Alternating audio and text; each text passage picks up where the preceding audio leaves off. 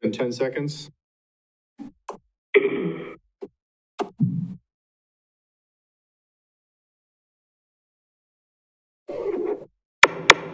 Good evening. Welcome to the Finance, Budget, and Personnel Committee meeting for Tuesday, June 7th. We're in the council chambers of City Hall. First, the second item after the call to order is the identify potential conflicts of interest. The agenda is before you. Does anybody wish to identify any potential conflicts of interest? Yes. I just need to say that my son is a lifeguard this summer, so technically he's a city employee. Okay. Thank you. I'm not certain that we're discussing that salary scale. Okay. There's nothing on the agenda but specifically tied to that, but that's a good thing to keep in mind. Should there be for like the, the seasonal salaries in the future and stuff. Okay, thank you. Anybody else? All right, seeing no other conflicts or anybody else declaring anything. Item 3 is the citizens' comments. Do we have any citizens that wish to address this body? Citizen comments for a second time. Third call for citizens' comments, and we will move on to number 4, consent agenda, the minutes of the May 17th, 2022 meeting, bills and payroll, and the monthly position control report. Move to approve the consent agenda. A move by Mr. Wagner and a second by Mr. Hendler to approve the consent agenda. Any discussion? Seeing none, all those in favor say aye. Aye. Yes. Opposed? That motion carries.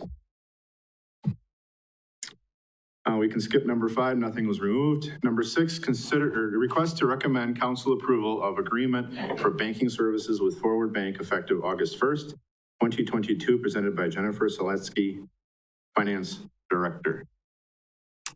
Good evening. In March, the council authorized moving forward with plans to solicit proposals for banking services for a joint RFP with Marshfield Utilities, where because our current agreement is ending at the end of July. The main reason why we recommended an RFP is that the environment is changing and we wanted to make sure we were able to take care of any advantages or be known of any disadvantages of the current environment. Staff from Marshfield Utilities and myself, along with the accounting manager and 2 alderpersons, met to discuss and review the 4 proposals that we received. We looked at a number of evaluation criteria, focusing on service levels, interest rates, fees, and ultimately we determined that Forward Bank led the pack, all other services being relatively equal amongst the 4 respondents, but Forward Bank did present an opportunity to earn more interest. And with that, we are recommending that the committee recommend to council for the approval of the City of Marshfield to contract with Forward Bank for a 5-year period beginning in August with 1-year extensions at our option. What's your pleasure? I move that, do I have to do a motion? Yeah. I move that we move forward with this RFP, is that correct? And did you take this to the council for approval? that we take it to the council for approval. Right. And we move, and if we don't have time, then we also start the process with Forward Bank. Basically what we're doing is we're sending it to the council for approval and then we'll move forward once the council approves. The contract that we currently have with Citizens State Bank of Loyal ends on July 31st of this year, so we have time to make this transition after council approval. So you move to send this on to the council for approval? Yeah, thank you. All right. Do we have a second?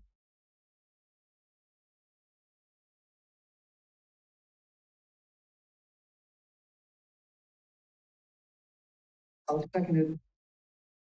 I'll second only for the purpose of discussion. All right, we have a second for the purposes of discussion. And I would assume Mr. Wagner has something to discuss, but Mr. Hendler has his hand up first, so I'm gonna let him go first. Thank you, Mr. Chairman. The question to Steve. Steve, You know, many times you have staff people and a minority representation of council people on these endeavors of sort. And wouldn't this have been more appropriate to have this selection done by the Budget, Finance, and Personnel Committee instead of staff? Well, we could do that. I think that the thought is, I mean, certainly we wouldn't want to have any more elected officials on the team than we do, because otherwise we start running the risk of looking like a meeting away from a meeting. I mean, if this body would like to go through these proposals themselves, but I wasn't part of this myself. And I know that they're sitting in a room, they're going through the facts and figures of interest rates and fees and stuff like that. I don't picture that being something the committee would do at a public meeting in person, but if you can certainly do what you want to. I'm seeing facial expressions that maybe suggest otherwise. Historically, in the past, what we've done, and this predates Jennifer, for all I know it predates me, is we've had a team made up of staff and elected officials go through these and make a recommendation to the full body. But that's your purview. Well, I think we ought to consider that in the future. At least it's my feeling. I don't know how the other people on the committee feel, but the other concern I have is that nothing personal against Forward Bank, but you know, the Community Development Authority has an account there too, and you know, the TIF has a $2 million price tag attached to it, and Forward Bank is going to be doing our banking and utilities banking. I feel a little uncomfortable from a political standpoint on this, because it seems as though we're shifting everything in one direction. Now, I feel very uncomfortable about it, and I just hope to God that it doesn't come back to bite you or us in the gluteus maximus. So go ahead and do what you think you need to do. If I can respond to that? Go ahead. Yeah, I think the one thing I want you to know, if it didn't come out clearly in Jennifer's memo or presentation, this is all based on very objective criteria. So it really left very little room for error as we analyzed, like I said, the interest rates, the fees that they charge for different services, in terms of who we selected. You know, it wasn't one of those things like staff prefers or the council members on the committee prefer. It really was basically, you know, the specific information, numbers and so forth presented by the various banks. Mr. Wagner? Thank you. My first concern when I heard this was and I was sure that they were going to make a proposal. I mean, they are the biggest bank in town right now, or they are growing to be the biggest bank in town. The problem is we basically gave them a developer's incentive of $2 million, which is being paid back through the TIF. So basically we have a relationship with them that is a client and a customer, and now they're basically going to be handling our money too. The second thing that troubled me was that I knew that the utility was in on this too, that the utility was going along with us on this also, and that that meant that the Marshfield City business, the utility business, and the CDA business, which is another entity, are all those eggs are in one basket. And I wonder if that's good policy, you know, and I wonder if that was taken into consideration. I read over the memo, and in the memo itself, I didn't see that that was any part of the discussion. And one final comment, and not to be argumentative, never, but the point is that, quite frankly, I found it sort of insulting that that basically your aldermen don't want to sit and go through sheets and sheets of numbers. I went through 3 hours this morning of a meeting in county where we went through the county's investment portfolio bit by bit and talked about long-term and short-term strategies. That's what we're supposed to be doing. That's what your elected officials are supposed to do, is set policy. And that's why I feel that, you know, maybe I understand where Mr. Handler is coming from. I have some misgivings on another, leaning that direction on another subject that I won't bring up tonight because it's not germane to what we're talking about here. I if I vote yes for this, it's going to be a very grudging yes and a very worried yes, because I don't know if that relationship we've got with that bank is, what happens if that turns sour, or if something happens to that one bank. So I just want to express my concerns about that. Any other questions? I have a couple quick questions myself. How were these two elected representatives selected? An email was sent to all members of the Finance Committee soliciting their input for the RFP, and Natasha was the only representative to respond. She later called and said that she would like additional assistance, so recommended Adam Fisher, and so I emailed Adam, and he also responded that he would sit in on the evaluation. So those Okay. were the two members.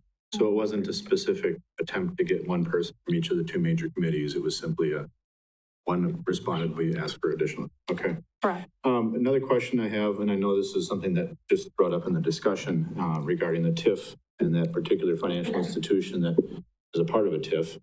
When was that TIF created? Do we have any idea?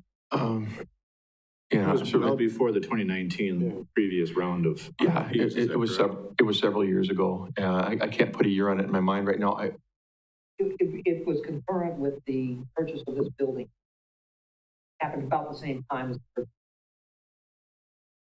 So it would be rough. Yeah, I'm trying to remember if that was 4 or 5 years ago or what. I 5 years. Okay, so we actually If did an RFP with a different, we selected a different bank then after the TIF was created, and now we're just. Correct. Yeah, in 2019, we did an RFP. After that, after we were in this building, we selected Citizen State Bank to continue for another 3 years. Okay, and then regarding the utilities, they have the option of picking whatever bank they want, separate of our selection, is that correct? Correct. Yeah, that is correct. My indication from what I'm hearing is that they are likely to go with the same bank that we are, but they're totally independent if they wish to. We just did collectively in terms of securing the information and getting a chance to review what we got. Okay, that answers all my questions. Any other discussion? All right, with no further discussion, we have a motion to send this on for council approval. All those in favor say aye. Aye. Those opposed? No, Sounds like that passes. I would. She didn't vote. Wait, Did you want to vote, Becky?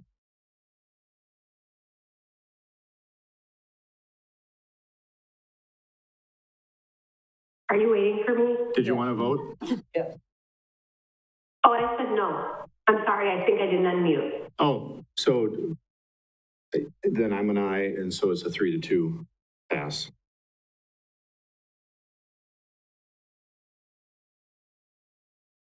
All right. Next item.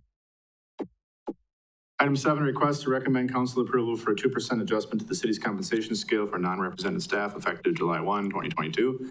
Presented by Steve Bark, City Administrator.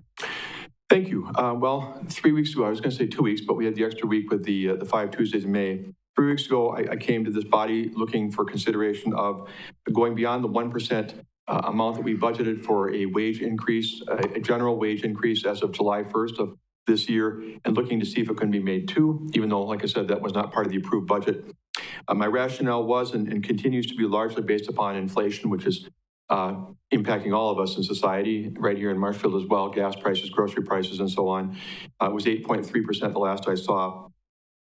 And so, with a 1% scale adjustment and including the step increases for those who are qualified for that, I believe that employees are still falling well below the rising cost of living.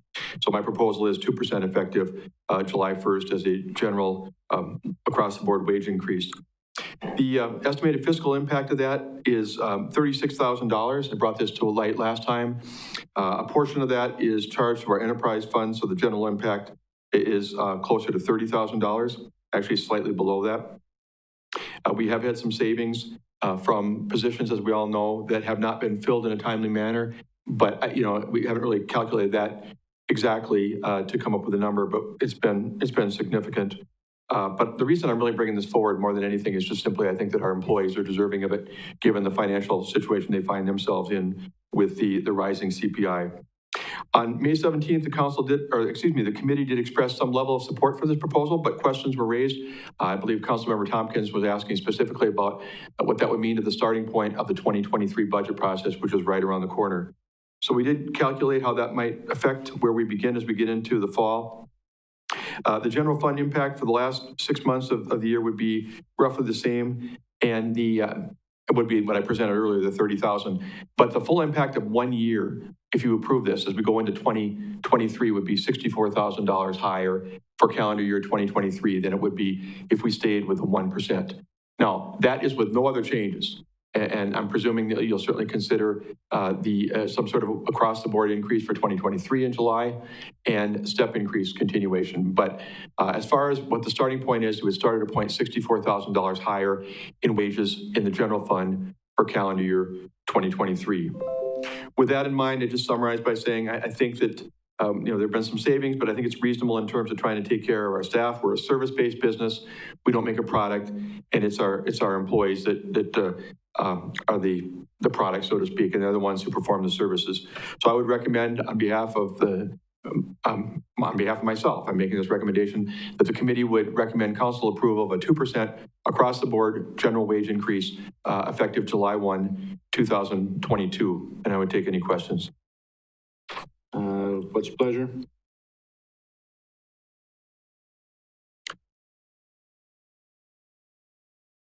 Mrs. Spiros? Do you want Move to approve. Okay, we have a motion to approve.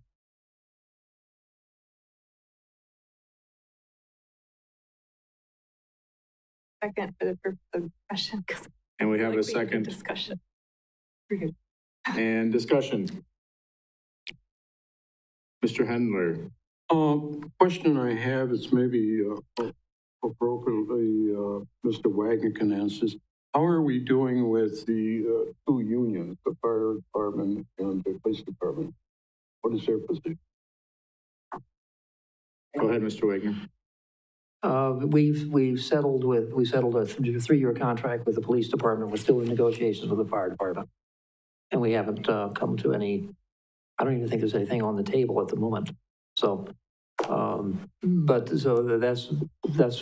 all. Does that answer your question? And No, it doesn't, but I understand what you're saying. what? I said, I understand what you're saying. Thank you, Mr. Wagner. Any other discussion? Mrs. Tompkins. So I will say that since we last met, Marshfield Clinic since they're the biggest employer, I feel like they are a good standard to say what's happening in our community. So they did announce a 2.8% raise for non-salaried positions if the employees have meets expectation or exceeds expectation. I do believe that was if that was the case, then in July they would start to have that raise. So I'm just putting that as information in discussion.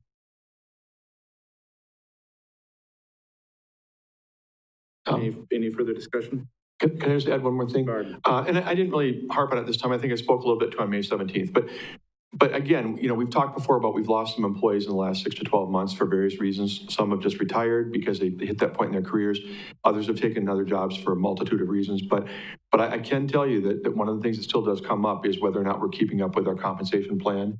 And while this particular request isn't part of some specific compensation plan that I can point to, it clearly is evident that, we need to make all possible efforts to keep up and that the inflation rate is not helping as people look at their situation. So again, I'm just saying that as a point of information. I have nothing concrete to point it to in terms of recent decisions as to why people left. But, this is one of the points as far as retention that does come up. Any further discussion? I have a question. Thank you. I don't know who can answer this question. So, of course, our biggest concern is that we would exceed our budget. That would then, taxes are always the issue on people's minds. And of course, with inflation, that's going to be a big topic of discussion this fall. But we only can tax to our levy. So how does that work? Does someone know, like, because you've said we're going to be 60,000, but that doesn't include if we already give people a step increase. So really, it's going to be more than 60,000 in the budget. So let's say it's 80,000 or something. How much does that affect the budget? That's probably hard to put into words. I mean, the overall general fund budget for the city is slightly over 23 million. And, we typically look at trying to hold general fund expenditure increases to, if we can, 2.5%. Last year, it came in at 2.84%. So you start doing the math and you realize that salaries on the general fund, eat up a share of it. They certainly do. You can figure out what 2.5% would be on 23 million and realize that you're starting with a higher point than you do today. But I have to say that as a service-based business, as opposed to a business that produces a product, our payroll is a higher part of our budget to begin with, wages and benefits. And, that's what we're facing. Wagner? Thank you, Mr. Whistle. You brought up an interesting point, and that we are a service business. We are, sometimes I harp too much on the fact that we're a customer service organization. That's all we're here for, is provide service to our constituents. And we're not like private industry. If private industry wants to increase expenditures, increase their budget and increase expenditures, the example that's often used is, if we make widgets, well, we can always make up for it by making and selling more widgets. We can't sell more widgets. We don't have that possibility. And worse yet, this isn't our money we're playing with. This is the taxpayers' money. We seem to forget from time to time that we're only stewards of their money, and their money is supposed to be spent for their benefit. And I can't seem to justify. We knew what the budget was. Everybody knew what their salary was when we started on January 1st. It's going to be that. And yes, inflation did take over. But I'm not sure if the clinic is doing this. I haven't heard of any other business in town doing that, raising it in midterm because of inflation. I've just never heard of that. And I had a relative, a very close relative, who worked for the clinic for a long time, and pay raises were few and far between out there for a very, very, very long time. But here in our public service, there are raises automatic every year. There's the cost of living allowance applied to the pay scale, and there are step increases that they get as long as they have a satisfactory performance report. So, I feel like if inflation is keeping up, and as we start budgeting, we can budget for next year, and we'll have to cut something else out of the budget, because it's like squeezing a balloon. You squeeze it in one place and it comes out in the other. And basically, if we have to cut something else out to give raises, and if you feel that that's essential to our employee morale and well-being, then we'll budget for it. But doing it in midterm, I just can't support. Mr. Handler? Thank you, Mr. Chairman. I spent about 45 minutes with a gentleman in my driveway this afternoon, and the individual was talking about expenditures that have been made by the city. And one of them, of course, was a part of the cost, the overhead costs that we're faced with every year. And he's absolutely right.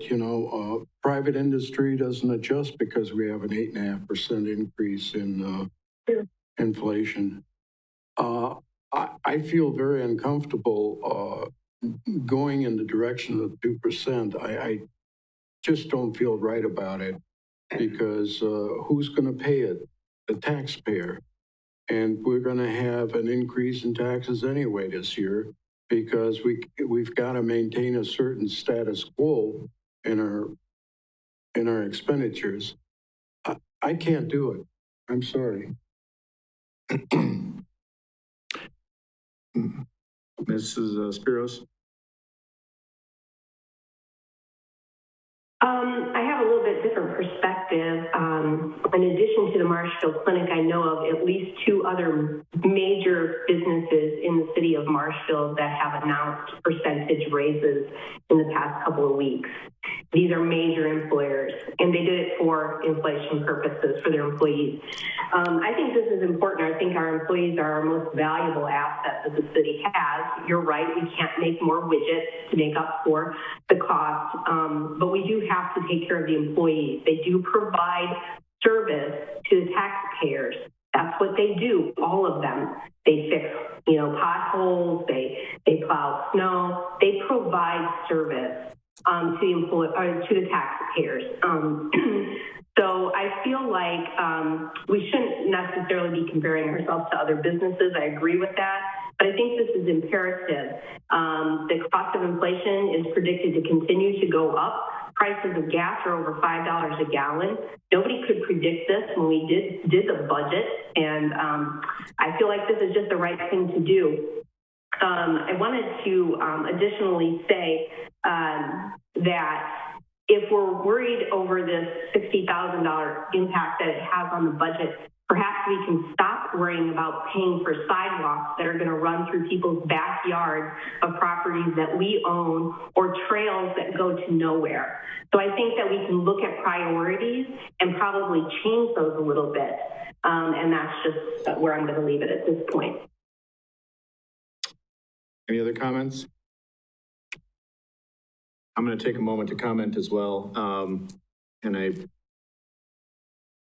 The comment that Mr. Wagner made about people knew this raise was coming, they expected this raise, they should expect no more. And I'm going to counter that with the fact that 2 years ago, they expected a raise that we stopped because of our financial situation. So to me, this sort of falls along those same lines where, yes, we do make some changes periodically in the middle of the year. One time to remove a raise, this time perhaps to increase a raise. The other concerns that I have, and being a person who is involved sometimes in this aspect of it, hiring new and training those new people is very costly.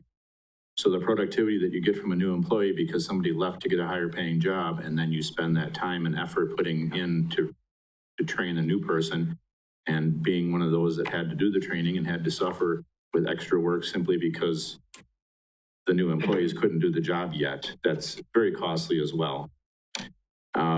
The next increase that we're facing is in 12 months. So this will be all they get, presumably until the next July, if I'm correct. Yeah, certainly, right. And so it's unfortunate that we have to do our budgeting, and we do our budgeting 8 to 9 months before the increase actually takes place. And it's difficult to predict what those increases may need to be based on what's happening economically.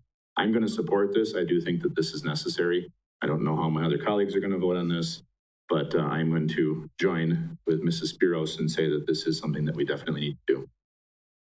Any other discussion?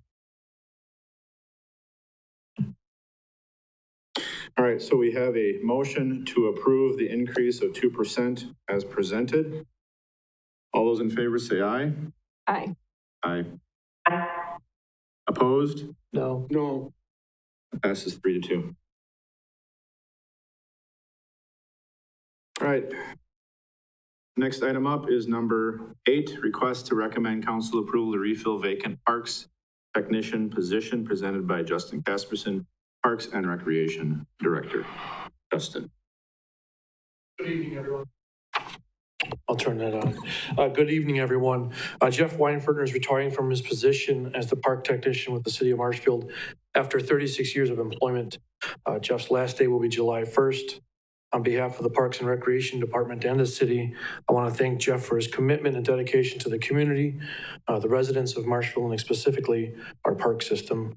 Our department employs about 15 full-time employees in various divisions and specialties ranging from parks, zoo, cemetery, community centers, aquatics.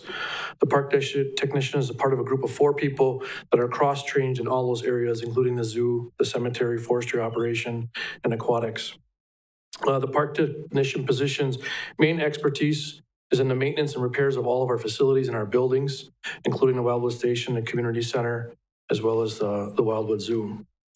So I'm also, included in your packet is the job descriptions, and I'm requesting a change a little bit to the job description in which the individual can get 1 of 5 certifications, which is more applicable to our actual area of expertise.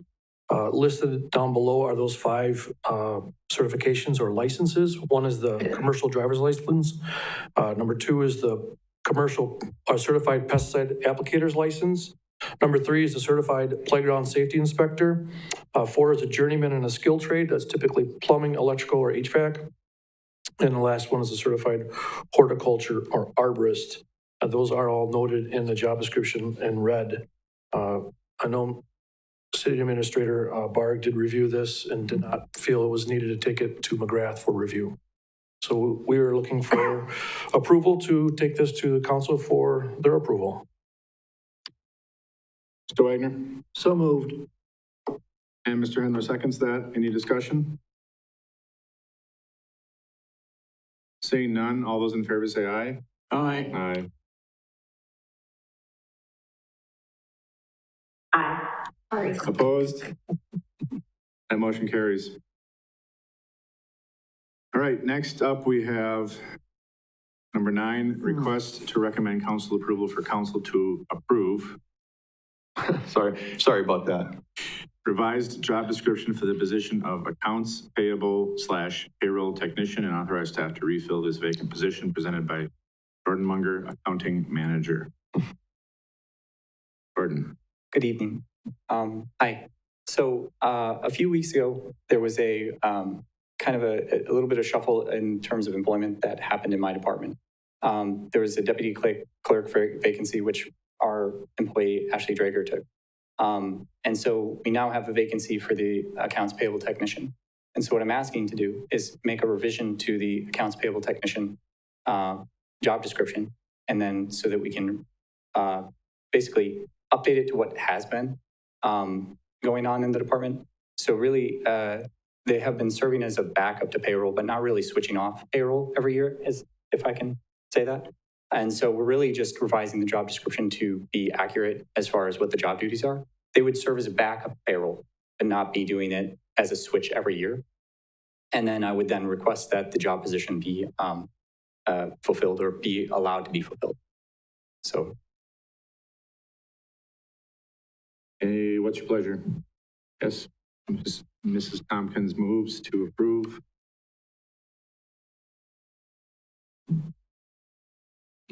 Speak up. Yeah, he has to hear it. I'm sorry. I move that we approve and send this to council. Okay. Do we have a second? And a second from Mr. Hendler. Any discussion? Mr. Wagner? Yeah, so if I'm understanding your presentation right, what was in the packet, you basically, this person would have been, it used to be that they were dealt off to taxes every year for 2 months, right? Payroll. Payroll. Yeah. Okay, payroll. Actually, every year. It was Every not year. every 2 months, or it was every year they would switch off. One would take payroll, one would take For AP. 2 months. And then, no, was it for 2 months? Was that what? It was for a full year. It was for a full year they would switch off, Oh. not every 2 months. Okay, so, and now they're going to be permanently assigned where? Accounts payable.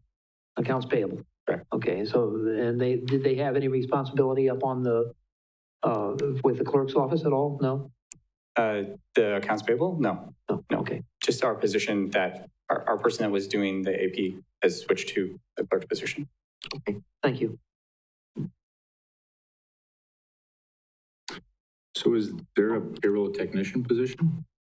There is a vacancy, and yes, there is a, sorry, not for payroll, sorry, my bad on understanding that. Yes, there's a payroll technician position, and they are currently filled. That's Bob Schooley. And they just stay in payroll then forever?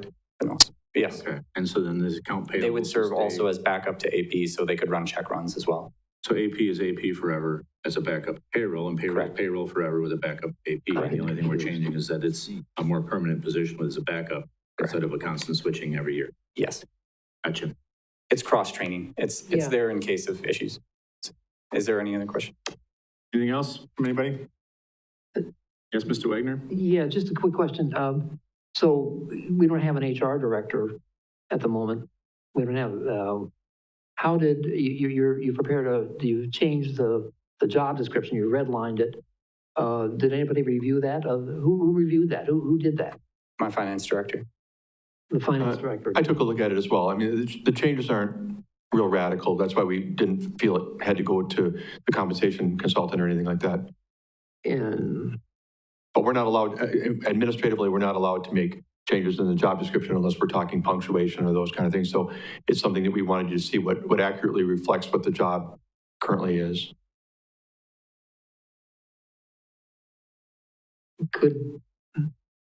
how critical is it that we fill this position right away? Pretty important. Yep. You guys have the packet of bills that you approve? That is put together by the AP technician. I am learning how to enter invoices, but I'm also being charged with other functions as well, and investigating them as well as we speak. So the idea here is that this position is very much needed. It's needed in any business, even if it's a service industry like a My city point government. isn't that whether or not it's needed, is whether or not we should have an HR director on board to take a look at this. I guess I don't know if the job description modification called more attention to it. I would suggest that this is a position that if the individual left and we weren't changing the job description at all, we would come to you and ask for immediate authority to refill it. It's a pretty significant position in our finance department.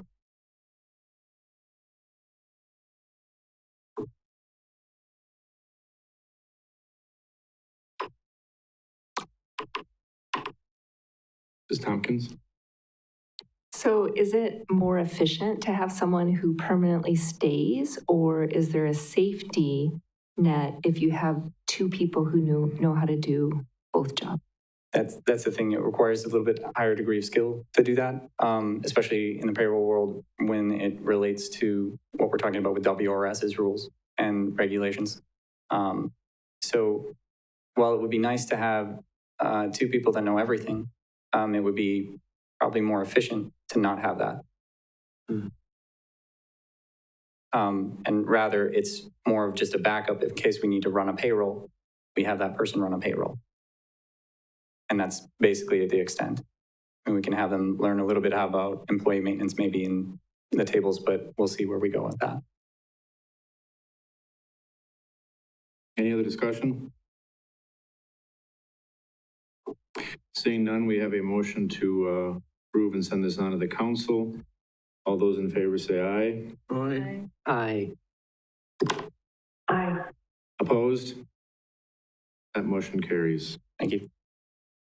Next, we have item 10, request to recommend council approval to submit revised job description for the position of payroll slash, and this is what we just did, slash accounts payable technician to the new title of payroll practitioner 3 to McGrath for compensation review and evaluation, presented by Jennifer Selensky, finance director. Thank you. So maybe a little background is warranted. We've had some staff turnover recently. We've had, if you recall, the accounting clerk left us in January, and that's the position that served basically the 2 months of tax collection. We left that position unfilled, given the changeover from my assuming the role of finance director from accounting manager. And I wanted at that time to have the opportunity to hire a new accounting manager and have some time to assess the needs of the accounting department as a whole before filling that position. Since then, we've had a couple of other movements with Ashley being appointed to the role of deputy clerk. leaving a second position within our department unfilled. And that is what Jordan has just proposed to fill. With all of the change in the department, we took the opportunity to review not just those two job descriptions, but collectively, what is our department doing and what its needs are. And you'll hear more about that in item 11, but the idea between AP and payroll is that we had two people based on the job description who could fulfill either role. And in past years, they switched. What we found is that we not only started a new payroll system with Kronos, we also implemented a new software system with Munis. They've spent the entire year implementing those two softwares, learning them, and with that, I didn't feel it was efficient to make them switch roles in the midst of that. That would have been considered as a possibility for future if our AP person didn't migrate to a role in the clerk department. So that all being said, we're looking at it and how best to serve the city, and really AP is AP. We receive invoices, we process them for payment, we cut checks. Payroll has become a little bit more complex. It is a more complex job given all of the payroll laws that need to be taken into consideration, all of the rules with our benefits, not just WRS, but enrollment and garnishments and extra payrolls that we perform, comp payouts and all of these things. It's really become a more complex role. And that's also when I was looking at the job description and consulted the American Payroll Association's sort of recommendations for job descriptions, I've realized that what we're calling a payroll technician is really, in the eyes of the APA, an entry-level job that works under close supervision of a higher level payroll processor in the department and doesn't do the whole payroll process from entering a new employee all the way to, biweekly payrolls, determination, and everything in between. Even further, filing our quarterly tax reports and reconciling payroll. It's a lot of responsibility, and our current payroll technician does that without a lot of direct supervision. So it's really the level of complexity in the task and how much supervision they're receiving from either a higher level payroll processing person in that department or the manager. And that is why I'm recommending that, given the actual duties of our payroll processor, that we send that out to McGrath to get that reevaluated, because he's not an entry-level technician. He's really running the system from start to finish. And I've also reached out to some peers, and there are a couple of peers who also have their payroll person titled as either a coordinator or an administrator, which, kind of designates the fact that they are doing much more of the entire process with little direct supervision. Go ahead, Mr. Wagner. Okay, so they're doing it with very little supervision. What are they doing with oversight and backup? Oversight, there's general supervision of, What do you mean general supervision? monitoring the accounts, reviewing the quarterly payroll, but signing off on benefit elections. Our payroll processor does a lot of those calculations by himself that are reviewed, whereas a technician would, be given a template to, And what about redundancy? Pardon? What about redundancy? Redundancy in terms of? In terms of if the payroll manager is sick and has to go in the hospital for 2 weeks, who does payroll?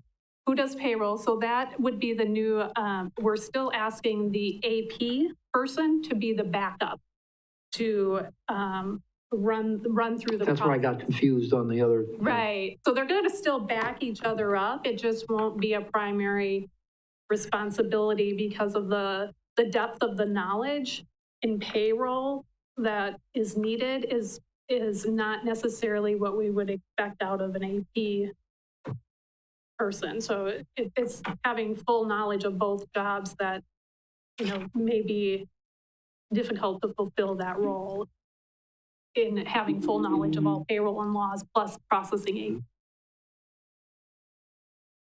Thank you. And so with that, I'm recommending council approval to submit the revised job description for the position of the payroll AP technician to the new title of Payroll Practitioner 3 to McGrath for compensation review and evaluation. What's your pleasure? Mr. Wagner? Move approval. Okay, and a second from Mr. Hendler. Questions, comments? How big is the payroll department? Currently, it's one primary processor, and the AP tech would act as a backup should that person be unexpectedly absent. So I guess as I'm looking at this handout that you provided from APA, I'm wondering why you picked Payroll Practitioner 3 as opposed to Payroll Administrator. Just because of the potential, the backup. Should that person be out, there is somebody else who is quite capable of performing it. We could call it an administrator, but having that as a backup on another job description, I felt that the practitioner was the more appropriate title. Okay. Seems odd to have a level 3 with no level 1s or 2s. In my mind, That's a matter of duties at each of those levels. Just having a hard time wrapping my brain around that. I personally, having worked with some of the software that's involved with some of this, I think that having somebody specialized, because software doesn't get any easier, it's getting more and more complicated. I think having somebody specialize in AP and working on AP, but able to quick run a check run if necessary, and somebody specializing in the payroll area, but able to quick cut a check if necessary, makes a lot of sense to me. It's not that the AP person is going to be running payroll for a long period of time, but if they need to do a quick run, because as Mr. Wagner pointed out, perhaps somebody is ill for a little bit of time, I think that makes a lot of sense to me. Any further discussion? Seeing none, all those in favor say aye. Aye. Aye. Opposed? That carries. And then we have, we're on number 11, right? Request to recommend council approval to submit Administrative Associate 2, Clerk/Finance, to McGrath for compensation review and evaluation, introduced by Steve Bogg, presented by Jessica Schifferl, City Clerk, and Jordan Munger, Accounting Manager. Thank you very much. We call this the Finance, Budget, and Personnel Committee tonight. It's really heavily weighted toward personnel, as you can tell. A lot of that is because there's quite a few things going on here, and you're hearing several that have to do with the office here at City Hall. This is one of those that I'm just going to touch on briefly. I don't want to take away Jordan and Jessica's thunder, but as was mentioned moments ago, I think by Jennifer, we did have the part-time finance person who worked at the front desk, half-time person, resign in March. And at that time, Jennifer chose to hit the pause button on replacing that individual until we had a chance to have Jordan come on board, which happened at the beginning of May, and have that new accounting manager get a chance to evaluate the need before he just ran out and hired another half-time finance person. And while that process has been discussed, and of course we talked about Ashley moving up to deputy clerk, very recently, a couple weeks ago, the Public Works Administrative Associate, who also works at the front counter, turned in her resignation. That position was, I realize I'm taking a lot of your thunder now at this point, but that position was divided kind of 50-50 between the clerk's office and the finance department. So at that point, we did what I hope this body... 50-50 Public Works and clerks, right? What did I say? You said finance. I'm sorry, Public Works and Clerks. Thank you. Thanks, Jordan. Public Works and Clerk's office was sharing that position. At that point, we did what I think this body wants us to do. We talk about, not just coming forward with refilling, but to look at what some of the options might be. And we saw a possible restructuring alternative. And I'm going to let Justin and Jessica talk to the issue that's specifically on the agenda worded right now. And I'm going to follow up with part 2 of that we'd like to see come into play as being a package that might be a really good restructuring for the city of Marshfield at this point. So take it away. So, hi, good evening again. The idea here was it was a good marriage between our two departments. Their busy seasons are our light seasons. Our busy seasons are their light seasons. in the fact that we're talking about elections and also real estate tax collection. So we saw that, okay, we do have this 0.5 vacancy, and they also now have a 0.5 vacancy, which also leaves another 0.5 vacancy for Public Works. So really, it's not as if we're adding anybody new or adding benefits that were new or never there. There was a full-time person in the office, and they had benefits as well. So it really, to us, didn't seem too big of an ask here. The idea is that we're better merging what's being done in the job description. The person at the front counter is going to be taking license payments for all various types, clerks and finance, which we do have several others, and miscellaneous income payments. They will also be able to, as far as coverage, they'll be doing these special assessments that the clerk's office has, and also helping with elections. So like we were trying to say is, our December through January timeframe is going to be heavy tax collection. And I believe, as I referenced my notes, the February and November are going to include higher concentrations of elections, and then June being the special assessments. So this kind of fits a little bit better into what we think that admin associate could do. But we are kind of changing the job description, so therefore we're adding in a brand new position, and therefore asking for it to be sent to McGrath for review. Yes, go ahead. I would just also like to add that this is customer service facing. So this is one of the 3 primary spots at the front desk when customers first come in the door. So it's very critical for our coverage for the front desk, not only just for illnesses and vacations, but again, this function will be able to take payments for basically all of the departments of City Hall. So it's just a very key role for customer service. I guess at that point, it may be good to see if there's any questions on what's being discussed here before I talk about a potential part 2. Mrs. Tom.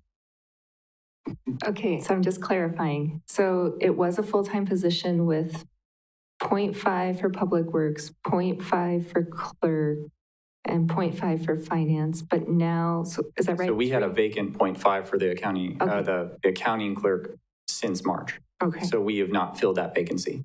And now we are merging with the new vacancy, the 0.5 that the clerk has. And so then does Public Works get their 0.5 at any point? That's part 2. Oh, that's part 2. Gotcha. Because that's my question too. If you want 1.5 and you're proposing 1.5 instead of 0.5. So any other questions about this first part, I guess? Sounds like we need to get you to finish off. Go ahead. So the discussion that came out of the other half of this is what to do with the Public Works. I mean, if we leave just a 0.5 position when it used to be a combination of Public Works and clerks, that we go out and get another half-time individual to be Public Works. And it is hard, and we've talked about this at staff level many times, it is hard to get half-time people who are qualified and will stay. I mean, the turnover among part-time people is much greater than the people who are working full-time positions generally. So talking about this with the department individuals involved, looked at the possibility of maybe having the Development Services Administrative Assistant be able to take over the Public Works Department share of that. And we come up with an idea of what that might look like, ran it preliminarily by our compensation consultant just to see what that might be. Would that be considered a marriage that might be something that they've seen or heard of before, and would it be potentially workable? What might it be rated at? And, obviously it would be an increase. So we have some idea of the fact that would go up. But it would be, I think, a very good marriage between Public Works and Development Services. It's a much better marriage than Finance. Public Works and Clerk ever was. Yeah. And Clerk and Finance is a good marriage. So we'd have 2 people instead of 2.5. So we'd have a half-time savings when the day is done, when the dust is settled, albeit that individual who would be promoted from Development Services Administrative Associate to a new title that encompassed that plus the Public Works duties of that former position would be getting, a raise of some note. But that when we're done, the model would be a good one. It would be a sustainable, good model that would make much more sense than anything we've had around here for a little while, made possible by the opportunities of looking at vacancies and deciding if there's a better way to build the mousetrap. So I guess what if this sounds reasonable, along with sending the clerk's finance position to McGrath for compensation review. I'd like, if that makes sense, to be able to send the revised one that we were talking about from a restructuring standpoint, not a new position, but a restructuring standpoint, send that Development Services Public Works one for a final review by McGrath as well. And then come back to you. You can evaluate the entire package on June 21st and see if it makes sense to you. But I hope it does intellectually make sense to you that we'd be going from 2.5 to 2 employees, and that the marriages and the skill sets involved and the duties would make a lot of sense. Okay, what's your pleasure? Go ahead. Push your button. Thank you. I motion that we bring this to council for approval. All right, we have a motion to send on to council for approval to sending these 2 job descriptions to McGrath for evaluation and reclassification. Yes, the right thing they're doing. Yeah, that's appropriate. Okay, Yeah. okay. And then that'll be coming back to us to review afterward. Do we have a second for that? A second from Mr. Wagner. Sorry, Mrs. Spiros, you were just a little too late. Any discussion? Yes, Mr. Wagner. Just a quick one. I think, what's floating out, you're gonna have 2 full-time, and you're gonna have to figure out how to divide up that one half that you had otherwise. I don't know that we're actually saving anything here, but I do agree that probably the coexistence, for lack of a better term, coexistence between Public Works and Development is much easier than what was going on before. And hopefully it'll improve customer service to both of those departments, which is sorely needed. So we need to get to that done. So I'm going to go along with this. We'll see where the numbers come in. I got a funny feeling we're not saving anything. I got a funny feeling we're basically adding the equivalent of at least another half by the time the pay scale is figured out and everything. So, but anyway, let's see where it falls, and we'll see it in June. Any other discussion? Seeing none, all those in favor say aye. Aye. Opposed? That motion carries. Thank you. Number 12, discuss possible addition of human resource generalist position presented by Steve Bark, City Administrator. Thank you very much. Last summer, Jennifer Rakey, our former HR director, proposed the addition of a new position called Human Resources Generalist. You have the job description in your packet. The major intent of that was to do more proactive HR than we're able to do with the 1.5 we have right now with an HR director and basically half-time from the administrative specialist HR assistant position.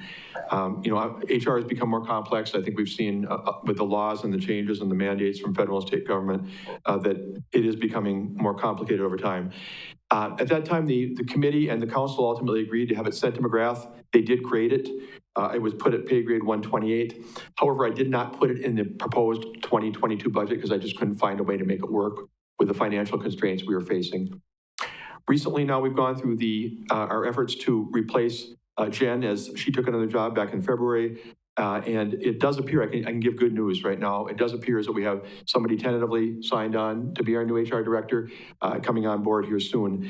But as part of the discussion, the conversation of human resources generalist came up again as to whether or not that position might be one worth looking at in our model. And I do think it has some merit. And I put this on at the request of the chairman, Tom Witzel. I think it'd be an opportunity to grow and develop another individual to someday become the human resources director. One of the things that the public sector is not very good at sometimes, at least certain departments, maybe, police and fire are pretty good at it, growing leaders.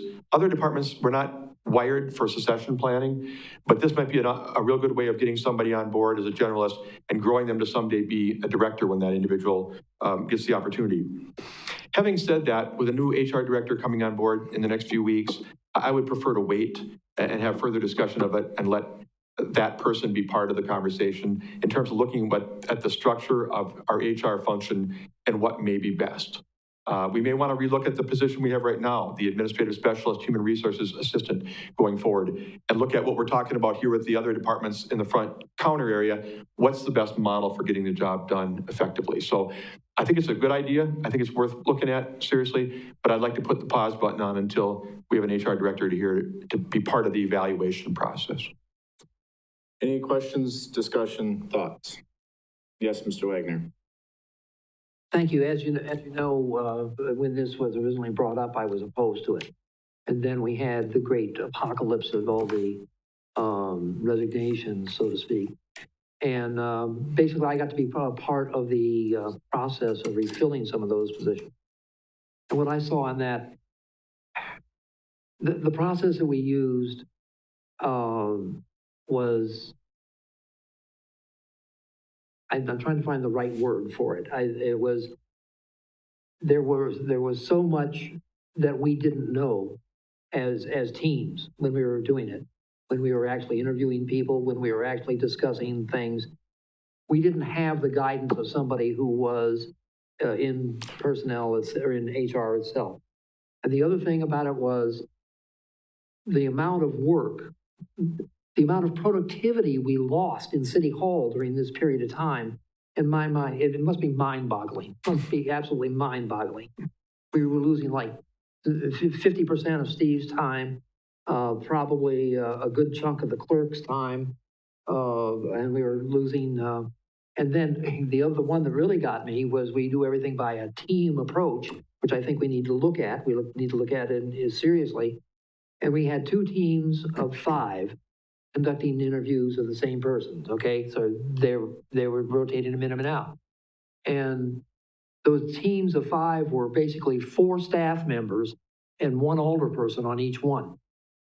So what that meant was at any given time during interviews, we had 8 staff people being taken away from their jobs to conduct interviews and 2 aldermen sitting in there wondering what the hell was going on.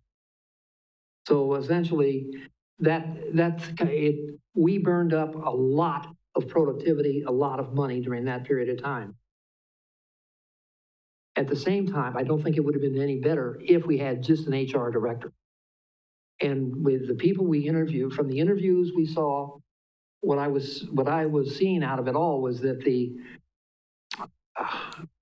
people that are available, there was only 1 person in all the interviews we did. There's only 1 candidate for 1 office that could have actually sat down and taken over the job from day 1 without any problem whatsoever. Everybody else is going to have to work their way up because they've never been in the public sector. They've never had to put up with me. And they will eventually, we know that. The problem here is that it's more than 1 person can handle. We need 2 people to run the HR office and to serve as backup to each other in case somebody decides they want to leave here I don't want to go through this again. I don't want to go through this ever again. The things that we've done it's been trying on the nerves. It's been a roller coaster. And I think I saw that the HR function in City Hall needs to be rebuilt, it needs to be solidified, and it needs to be professionally done. And I don't think you can do it with 1 person and a part-time administrative assistant. As a matter of fact, we may not need the part-time administrative assistant to do much if we have the full-time generalist. I mean, I think that's a possibility. I think we need to take a serious, guess what? I know. We're on top of it. It's there right now. The crisis is here. We got to get rid of the crisis. And we got to fund it. This is a complete change around for me, 180 degree for me on the subject. But I wouldn't have done it if I hadn't been so frustrated sitting in those interviews for I don't know how many days we did that. Probably four days that I can remember. Not all together, but there were 4 different ones. So anyway, I'm very much in favor of doing this and having a good professional HR department and get Steve out of it, get the department heads out of it, have somebody who's competent and knows what, I'm not saying you're incompetent, I'm saying competent in HR because it's their profession as opposed to something you did as a sideline. So that's how I want to go through with this. And I'm just going to leave it there for right now. Any other questions or comments? Can I make a couple? Oh, Mr. Marr, you'd like to speak? Yeah, during this time period, I've been doing the best I can at HR, but I admit there was a cumbersome process. And, I respect your comments about the number of staff people versus the number. I think when I got to that higher number, because we usually incorporate 2 or 3 members of the council on the process, we just got to be a large number of people as a whole. And I wasn't trying to skew anything. I really wasn't. But I do want to add one other thing. Sometimes I guess I'm a glass half full person. Sometimes good things come out of bad things. And I think one of the good things that's come out of having these resignations and these vacancies that have gone on for a while is it forces you to take a look, and this is good, to take a look at what's the right model? What's the right model for development services or clerks or finance or HR?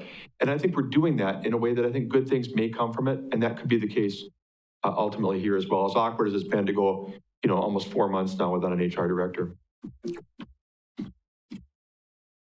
The other comment I just want to make is that I think that we do have somebody who's sort of filling in a little bit of that department, but I think that there's enough work for that other individual to do in assisting the mayor and assisting the city administrator, who I'm sure have both taken on additional duties simply because the bandwidth of that individual is just not there because they're stretched to other positions. So I think it would be good to get that person back to their official needed location in assisting those 2 positions rather than helping with HR as well. So I agree. Let's wait until the HR director's on, but I don't want to wait much longer than that to further discuss and find out what our plan of attack is for this. Yeah, and it looks right now like that'll be at the end of the month. So we're only, 3 weeks off. Okay. Any further discussion on this? We'll take no action at this time. Item number 13, suggested items for future agendas. Now's your chance to add anything. Anyone? Saying that and seeing no further business before us, I'll declare this meeting adjourned.